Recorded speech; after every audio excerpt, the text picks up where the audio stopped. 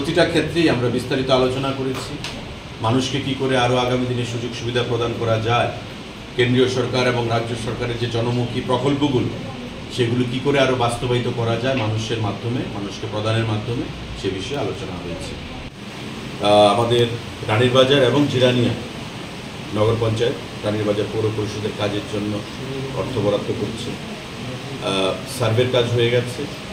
Asian development bank থেকে কিছু প্রজেক্টও নেওয়া হয়েছে। বিভিন্ন ধাপে ধাপে করা হবে। রানীর বাজার প্রথম ধাপে হবে, তারপর জিরানিয়াকে করা হবে। বিশেষ করে আমাদের যে বাজারটা রয়েছে রানীর বাজারে সেটার উন্নতিকরণ করা হবে। পানীয় জলের দিক থেকে টিউবওয়েল বসানো হবে। আজকের মিটিংয়েও সিদ্ধান্ত গ্রহণ করা হয়েছে যে পৌর পরিষদের নিজস্ব ফান্ডে প্রায় 50 লক্ষ টাকা ব্যয় করে 2টো টিউবওয়েল হবে।